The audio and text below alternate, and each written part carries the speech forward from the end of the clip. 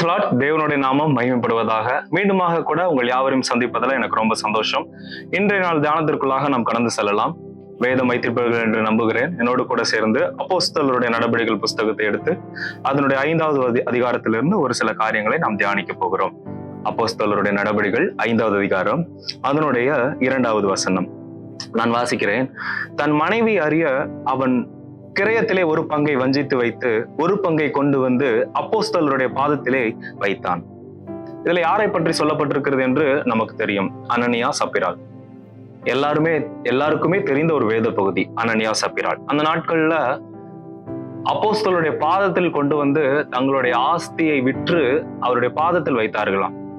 எல்லாரும் சேர்ந்து ஒன்றாக அனுபவிப்போம். அந்த நாட்கள்ல குறைவுபட்டவன் ஒருவனும் இல்லை என்று ஒரு வசனம் இருக்குது.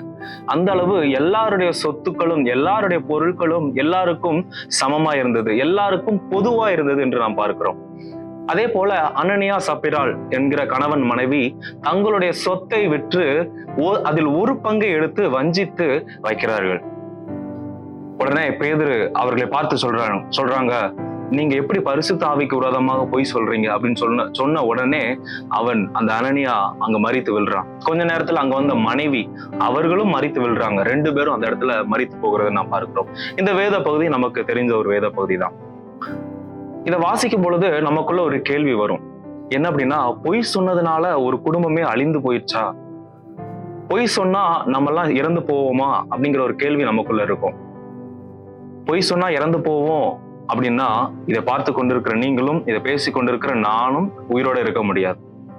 ஆண்டவர் ஏன் அந்த அளவு கொடுமை உள்ளவரா? பழைய ஏற்பாட்டுல மக்கள் மிகப்பெரிய தவறு செய்யும் பொழுதுதான் தேவன் தன்னுடைய கையை நீட்டி ஜனங்களை அழித்தார் என்று பார்க்கிறோம். ஆனா அந்த புதிய ஏற்பாட்டுல நாம பார்க்கிறோம், ஒரு பொய்ய சொன்னதுக்கு 2 பேர் அந்த இடத்துல இறந்து போகலாமா? நமக்குள்ள இந்த கேள்விகள் வரலாம். பலர் பல விதமான காரியங்களை சொல்லலாம். அது உண்மையாக கூட இருக்கலாம். பல விளக்கங்களை கொடுக்கலாம். பல கமெண்ட்ரிஸ்ல இதுதான் காரணம் அப்படின்னு சொல்லலாம்.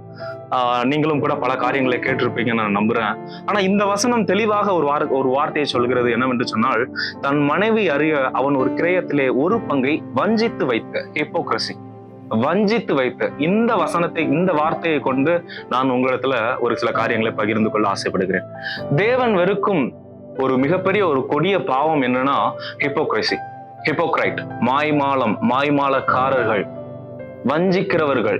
இவர்களை தேவன் மிகப்பெரிய அளவுல வெறுக்கிறாராம். தேவன் வெறுக்கிற ஒரு கொடிய பாவம் இந்த வஞ்சனை.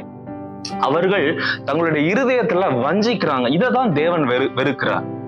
நீங்க புதிய ஏற்பாட்டுல பாருங்க, இயேசு கிறிஸ்து வாழ்ந்த நாட்கள்ல மிகப்பெரிய தவறை செய்த பாவிகள் இருக்கிறாங்க, விபச்சாரக்காரர்கள் இருக்கிறாங்க, வேசித்தனக்காரர்கள் இருக்கிறாங்க, கொலை செய்கிறவர்கள், கொள்ளைக்காரர்கள், இப்படி பல பாவிகள் வாழ்ந்து கொண்டிருந்தாங்க. ஆனா அவர்களை எல்லாம் தேவன் நேசித்தார், இயேசு கிறிஸ்து நேசித்தார், அவர்களோடு பழகினார், அவர்களோடு உணவருந்தினார்.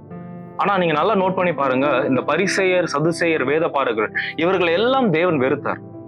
அவர்களை பற்றி பயங்கரமான காரியங்களை சொன்னார். நீங்கள் வெள்ளை அடிக்கப்பட்ட கல்லறை, நீங்கள் மாய்மாலக்காரர்கள், நீங்க உள்ள ஒண்ணும் வெளியே ஒண்ணும் சொல்றீங்க, உங்க உள்ள இருக்கிற எல்லா காரியமும் வஞ்சனையும் தீட்டுமான காரியங்கள் இருக்குது. ஆனா நீங்க வெளியே நல்லா நீட்டா ட்ரெஸ் பண்ணி ஜனங்களுக்கு போதிக்கிறீங்க. நீங்க எதையுமே கடைபிடிக்க மாட்டேங்கிறீங்க, ஆனா மக்களுக்கு அதை கடைபிடிக்க சொல்லி போதிக்கிறீங்க அப்படின்னு சொல்லி இயேசு கிறிஸ்து தான் வாழ்ந்த நாட்களில் பயங்கரமாக அவர்களை கண்டித்திருப்பதை நாம் பார்க்கிறோம். காரணம், அவர்களுக்குள்ள இருந்த அந்த மாய்மாலம்.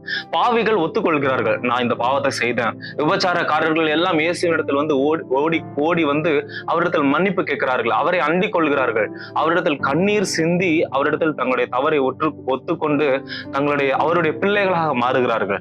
ஆனா இந்த பரிசேயர், வேதபாரகர், சதுசேயர் இவர்கள் எல்லாம் தங்களை நல்லவர்களாக காட்டிக் கொள்கிறார்கள். அதே சம்பவம் தான் இங்கே நடக்கிறது. இந்த அனனியா சப்பிராள் என்ன பண்றாங்க அப்படின்னா, தங்களை நல்லவர்களாக காட்டிக்கொண்டு வஞ்சித்து தேவனுக்கு விரோதமாக ஒரு காரியத்தை செய்கிறார்கள். அப்பொழுது ஊழியக்காரனுடைய வாயிலிருந்து ஒரு வார்த்தை வருகிறது. அதை கேட்ட உடனே அவர்கள் மரித்து போகிறார்கள். வஞ்சிக்கிறது மிகப்பெரிய ஒரு பாவம். வஞ்சனை நமக்குள்ள இருக்கக்கூடாது. இதை பார்த்து கொண்டு இருக்கிற உங்களை பார்த்து நான் சொல்கிற ஒரு விஷயம் என்னன்னா, உள்ளதை உள்ளதென்றும் இல்லதை இல்லதென்றும் சொல்லுங்கள். ஆண்டவர் அதான் சொல்றார். ஒருவேளை நீங்க தப்பு பண்ணீங்கன்னா அதை ஒத்துக்கொள்ள பழகுங்கள். இந்த உலகத்துல தப்பு செய்யாத மனுஷன் யாருமே கிடையாது. ஒத்துக்கொள்ற தைரியம் நமக்குள்ள வேணும்.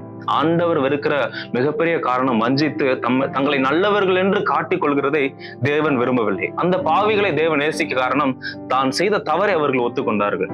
அதே போல இதை பார்த்து கொண்டிருக்கிற நீங்களும் இன்றைய நாட்கள்ல உங்களுடைய வாழ்க்கையில ஒரு தீர்மானம் எடுங்க. இந்த அனனியாள் சப்பிராளை போல வஞ்சித்து உள்ளொன்றும் வெளியொன்றும் இல்லாமல், பரிசேயர் சதுசேயர் வேத பாரகரை போல உள்ள ஒன்னும் வெளியே ஒன்னும் பேசுகிறவர்களா இல்லாம நாம இருப்போம். இதைதான் தேவன் நம்மிடத்தில் எதிர்பார்க்கிறார். இன்றைக்கு இந்த காலை நேரத்துல இதை பார்த்து கொண்டிருக்கிற நேரத்துல நீங்க ஒரு தீர்மானம் எடுங்க. ஆண்டவரே, நான் இனி உண்மையா இருப்பேன். நான் எதை செய்தோனோ அதை செய்தேன் என்று சொல்லுவேன். ஆண்டவரே, உமக்கு விரோதமாக பொய் சாட்சி சொல்ல மாட்டேன்னு சொல்லி ஆண்டவரத்துல ஒரு தீர்மானம் எடுங்க. நிச்சயம் உங்களுடைய வாழ்க்கை ஆசீர்வாதமாக இருக்கும். என்னோட கூட சேர்ந்து ஜெபிக்கிறீங்களா? எங்கள் பரலோக பிதாவே, இயேசு கிறிஸ்துவின் நாமத்தில் நம்முடைய சமூகத்தில் வருகிறோம். இன்றைய நாளிலும் கூட ஆண்டவரே, நாங்கள் பார்த்த வேத பகுதிக்காக நன்றி செலுத்துகிறோம். எங்களுடைய வாழ்வில் வஞ்சனை காணப்படக்கூடாது ராஜா. ஆண்டவரே, நாங்கள் மற்றவர்களை ஆண்டவரே வஞ்சிக்கிறவர்களாக இல்லாமல், எங்களை நாங்களே வஞ்சிக்கிறவர்களாக இல்லாமல், மாய்மாலம் செய்யாமல் ஆண்டவரே உமக்கு முன்பாக உத்தமர்களா இருக்க எங்களுக்கு உதவி செய்வீராகப்பா. ஆண்டவரே, எங்களுடைய வாழ்க்கை நம்முடைய கரத்துல தருகிறோம். இதை பார்த்து கொண்டிருக்கிற ஒவ்வொரு தெய்வ பிள்ளைகளுக்காக ஜெபிக்கிறேன். ஆண்டவரே, அவருடைய வாழ்க்கையில மாற்றங்கள் ஏற்படட்டும் அப்பா. ஆண்டவரே அப்பா, உண்மை உள்ளவர்களா இருக்க உதவி செய்ய முடியாது நாங்கள் ஜெபிக்கிறோம். ஆண்டவரே, இந்த நாளை நம்முடைய கரத்துல தருகிறோம். எல்லா அலுவல்கள், ஊழியங்கள், பணிகளை நீர் ஆசீர்வதிப்பீராக. ஆண்டவரே, இந்த நாள் எங்களுக்கு ஆசீர்வாதமாக பிரயோஜனமாக இருக்கட்டும். எங்களை தாழ்த்தி தருகிறோம், ஏழ்மையாக்குகிறோம். இயேசு கிறிஸ்துவின் மூலம் ஜெபிக்கிறோம் எங்கள் நல்ல தகப்பனே. ஆமேன், ஆமேன். Thank you. God bless you. Have a nice day.